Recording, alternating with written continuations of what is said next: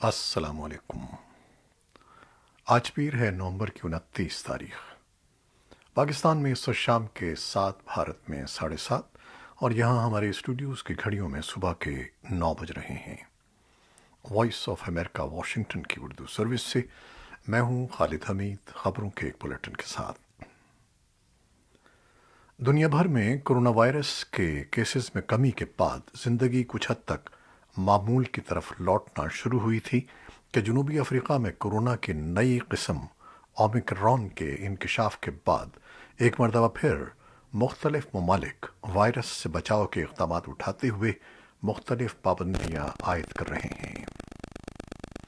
Japan اور اسرائیل نے اپنے ممالک کی سرحدیں غیر ملکیوں کے لیے بند کر دی ہیں۔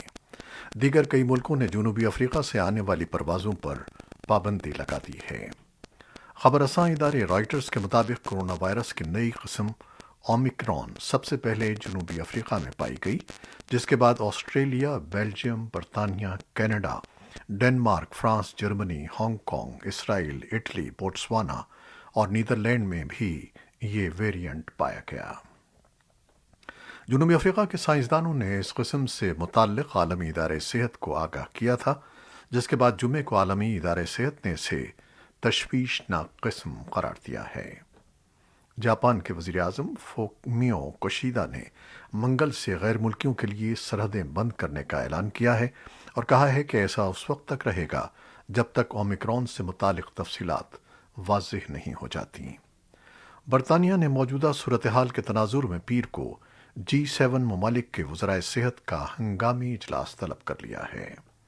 خبر رساں ادارے ایسوسی ایٹڈ پریس کے مطابق اگرچہ اب تک یہ واضح نہیں ہے کہ کرونا وائرس کی اومیکرون قسم سب سے پہلے کہاں پائی گئی تھی، لیکن جنوبی افریقہ کے سائنسداں ملک کے سب سے زیادہ آبادی والے صوبے گاؤٹینگ میں کرونا وبا کے حالیہ کیسز میں اضافے کا سبب اومیکرون کو قرار دے رہے ہیں، لیکن اس حوالے سے کوئی شواہد سامنے نہیں آئے ہیں۔ جنوبی افریقہ میں حالیہ ہفتوں میں یومیہ کیسز کی تعداد 200 سے بڑھ کر 3200 سے زیادہ ہو گئی تھی، جس میں زیادہ تر کیسز گاؤٹینگ میں پائے گئے تھے۔ ترکمنستان میں ایک سربراہ کانفرنس کے دوران متعدد ایشیائی ممالک نے افغانستان کے ساتھ اقتصادی تعلقات کے فروغ اور افغان شہریوں کے لیے امداد فراہم کرنے کے وعدوں پر زور دیا ہے۔ یہ ممالک 10 ملکی اقتصادی تعاون کی تنظیم کے رکن ہیں، جن میں ترکی، ایران، پاکستان، افغانستان اور 6 سوویت ریاستیں شامل ہیں۔ انہوں نے اتوار کے روز ایک اجلاس میں افغانستان کی صورتحال پر تشویش کا اظہار کیا اور افغانستان کے لیے جس پر طالبان کا قبضہ ہے استحکام کا وعدہ کیا۔ پاکستان کے صدر عارف علوی نے افغانستان کے اقتصادی اور مالی طور پر دیوالیہ ہونے کے خطرے سے باور کرایا اور کہا کہ اسلامی دنیا کو مل کر کوششیں کرنا ہوں گی تاکہ اس تباہی سے بچا جا سکے جو افراتفری اور تنازع کو جنم دے سکتی ہے۔ ترک صدر رجب طیب اردوان نے افغانستان کی معیشت کی تعمیر نو کی اہمیت بیان کرتے ہوئے کہا کہ ملک کا دیوالیہ پن مہاجرین کا ایک اتنا وسیع مسئلہ پیدا کر دے گا کہ اس سے پورا خطہ متاثر ہوگا۔ ایران کے صدر ابراہیم رئیسی نے بھی یہ کہتے ہوئے مدد کی پیشکش کی کہ موسم سرما کی آمد کے ساتھ افغانستان کو خوراک، ایندھن اور مالی امداد کی اشد ضرورت ہے۔ افغانستان میں طالبان حکومت کے وزیر اعظم ملا حسن آخوند نے عالمی برادری اور رفاہی اداروں سے اپیل کی ہے کہ وہ افغانستان کی مدد کریں، ورنہ بھوک اور افلاس کے باعث ملک مزید مشکلات سے دوچار ہو سکتا ہے۔ ہفتے کو افغان عوام سے اپنے پہلے خطاب میں ملا حسن کا کہنا تھا کہ افغانستان اب ہمسایہ ممالک سمیت دنیا کے کسی ملک کے اندرونی معاملات میں مداخلت نہیں کرے گا۔ ملا حسن آخوند نے افغان عوام کو صبر کی تلقین کرتے ہوئے کہا کہ ان کی پہلی ترجیح افغان عوام کو مشکلات سے نکالنا ہے۔ طالبان حکومت کے وزیر اعظم کے خطاب پر افغانستان میں ملے جلے رد عمل کا اظہار کیا جا رہا ہے۔ افغانستان کو درپیش معاشی مسائل کے چیلنجز سے نمٹنے کے لیے افغان وزیر خارجہ امیر خان متقی کی سربراہی میں ایک اعلیٰ رکنی وفد قطر کے دورے پر ہے، جہاں وہ مختلف ممالک سے آئے وفود سے ملاقاتیں کر رہے ہیں۔ قطر میں یورپی یونین کے نمائندہ خصوصی تھامس نکلسن نے 2 روزہ مذاکرات کے دوران طالبان نے یورپی یونین پر واضح کیا کہ انسانی ہمدردی کی بنیاد پر دی جانے والی امداد کو سیاسی امور سے نہ جوڑا جائے۔ توقع کی جا رہی ہے کہ آج پیر کے روز طالبان وفد امریکی عہدیداروں کے ساتھ ملاقاتیں کرے گا۔ افغانستان میں ایوان صنعت و تجارت کے عہدیداروں کا کہنا ہے کہ لگ بھگ 1500 چھوٹے بڑے تاجر اور کاروباری شخصیات سن 2021 میں کابل پر طالبان کے قبضے سے پہلے ہی ملک چھوڑ کر جا چکے تھے۔ ایوان صنعت و تجارت کے نائب سربراہ نے وائس آف امریکہ کو بتایا کہ ان تاجروں اور کاروباری حضرات کی اکثریت اب ترکی میں مقیم ہے۔ اگرچہ یہ معلوم نہیں ہے کہ افغانستان سے کتنی رقم بیرون ملک لے جائی گئی، تاہم اندازہ ہے کہ یہ لاکھوں امریکی ڈالر بنتی ہے۔ ایران کے نئے صدر کے اپنا منصب سنبھالنے کے بعد پہلی مرتبہ سن 2015 کے ایٹمی معاہدے کے بارے میں مذاکرات 5 ماہ معطل رہنے کے بعد آج ایک مرتبہ پھر ویانا میں شروع ہو رہے ہیں۔ اپریل میں شروع ہونے والے ان مذاکرات کے پہلے 6 دور ہو چکے ہیں، جن میں امریکہ نے بالواسطہ طور پر شرکت کی تھی۔ ایران سن 2015 کے ایٹمی معاہدے میں شامل دیگر ممالک برطانیہ، چین، فرانس، روس اور جرمنی کے ساتھ بات چیت کرے گا، جو امریکی مذاکرات کاروں اور ایران کے درمیان بات چیت کا ذریعہ بنیں گے۔ ان مذاکرات کا مقصد سن 2015 کے اس معاہدے کو بحال کرنا ہے جسے امریکہ کے سابق صدر ڈونلڈ ٹرمپ نے سن 2018 میں علیحدگی کا اعلان کر دیا تھا اور ایران پر مزید اقتصادی پابندیاں عائد کر دی تھیں۔ سعودی عرب کی جانب سے پاکستان کو 3 ارب ڈالرز نقد ڈپازٹ اور 1.2 ارب ڈالر کی مؤخر ادائیگیوں پر تیل فراہم کرنے پر رضامندی ظاہر کی گئی ہے۔ حکومت اسے جہاں معاشی میدان میں ملک کے لیے اچھی خبر قرار دے رہی ہے، تو دوسری جانب بعض معاشی ماہرین اس معاہدے کی شرائط پر حیرانگی کا بھی اظہار کر رہے ہیں۔ ان کا کہنا ہے کہ پاکستان کو 1 سال کے لیے سعودی عرب کی جانب سے دی گئی رقم پر 4% سود دینا ہوگا، جبکہ صرف 3 روز کے نوٹس پر سعودی عرب کو رقم واپس کی جائے گی۔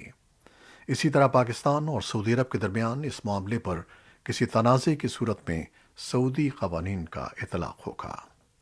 تاہم حکومت کا کہنا ہے کہ سعودی عرب کے ساتھ معاشی پیکج کی شرائط معمول کی ہیں اور پاکستان سعودی عرب کی مدد کا شکر گزار ہے۔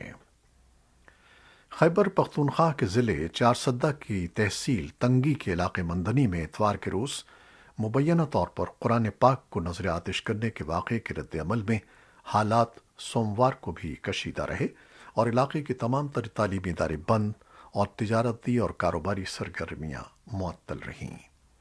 وزیر اعلیٰ محمود خان کی زیر صدارت ہونے والے ایک اعلیٰ سطحی اجلاس میں اس واقعے پر افسوس کا اظہار کیا گیا اور وزیر اعلیٰ نے مبینہ ملزم کو قانون کے مطابق سخت سزا دلوانے کی ہدایت کی ہے۔ اس واقعے کے رد عمل میں علاقے کے سینکڑوں لوگوں نے جمع ہو کر ایک پولیس تھانے اور 4 پولیس چوکیوں کو نظر آتش کر دیا۔ مظاہرین ملزم کو انہیں حوالے کرنے اور از خود سزا دینے کا مطالبہ کر رہے تھے۔ وزیر اعلیٰ کے زیر صدارت ہونے والے اجلاس میں سرکاری املاک کو نقصان پہنچانے اور قانون کو ہاتھ میں لینے کے اس رد عمل کی بھی شدید الفاظ میں مذمت کی گئی اور متعلقہ حکام کو پولیس تھانوں پر حملے کرنے والوں کی فوری نشاندہی اور گرفتار کرنے کی ہدایت کی گئی۔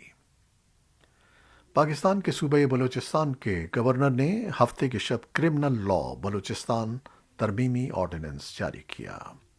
اس آرڈیننس کے تحت سڑکوں، گلیوں اور قومی شاہراہوں پر ریلی اور جلوس نکالنے کے ساتھ شاہراہوں پر دھرنا دینے پر مکمل پابندی ہوگی۔ گورنر بلوچستان کی جانب سے جاری کیے گئے آرڈیننس کو عوامی حلقوں، سول سوسائٹی، وکلاء اور سیاستدانوں نے کڑی تنقید کا نشانہ بناتے ہوئے اسے پاکستان کے آئین سے متصادم قرار دیا ہے۔ بھارت میں ہندوتوا نواز تنظیموں کے مبینہ دباؤ میں اسٹینڈ اپ کامیڈین منور فاروقی کے 2 ماہ میں 12 شوز کی منسوخی کے بعد یہ سوال اٹھنے لگا ہے کہ کیا بھارت میں آزاد آوازوں کے لیے اب کوئی گنجائش نہیں رہ گئی ہے۔ تازہ واقعہ 28 نومبر کا ہے، جب دائیں بازو کی تنظیموں کی جانب سے توڑ پھوڑ کی دھمکی کے بعد بنگلورو پولیس نے پروگرام کے منتظمین سے کہا کہ وہ منور فاروقی کا شو منسوخ کر دیں۔ کئی ہندوتوا تنظیموں نے بنگلورو پولیس کمشنر سے منور فاروقی کی جانب سے ہندوؤں کے مذہبی جذبات مجروح کرنے اور ہندو دیوتاؤں کی مبینہ توہین کرنے کی شکایت کی تھی۔ منور فاروقی نے شو کی منسوخی کے بعد کہا کہ نفرت جیت گئی، آرٹسٹ ہار گیا۔ انہوں نے یہ اشارہ بھی دیا کہ اب وہ کامیڈی کرنا چھوڑ دیں گے۔ ایک اسٹیج آرٹسٹ نے وائس آف امریکہ سے گفتگو میں کہا کہ ایک فنکار جو کچھ پیش کرنے کی کوشش کرتا ہے وہ پاپولر ٹرینڈ سے الگ ہوتا ہے اور اسے اس ملک میں کبھی بھی بہت زیادہ پسند نہیں کیا گیا۔ متعدد سیاستدانوں، انسانی حقوق کے کارکنوں اور بالی ووڈ اداکاروں نے منور فاروقی کے خلاف کارروائی کی مذمت کی ہے۔ پاکستان کے ممتاز صحافی ضیاء الدین طویل علالت کے بعد 83 برس کی عمر میں اسلام آباد میں انتقال کر گئے۔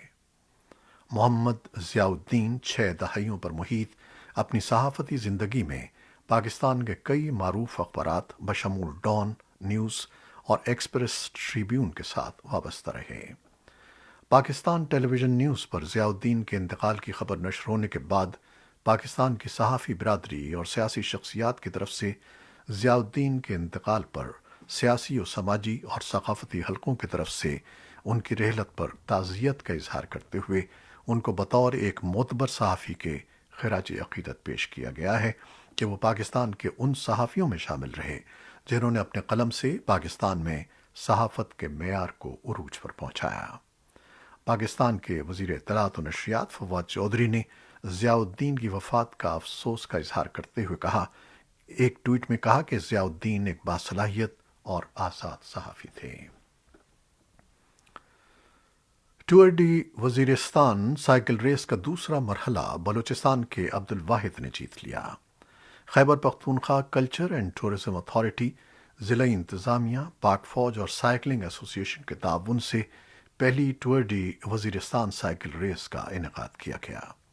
ریس کا افتتاح ٹانک سے ہوا جبکہ اختتام وزیرستان میں ہوگا۔ ریس کا ٹریک 74 کلومیٹر پر مشتمل تھا۔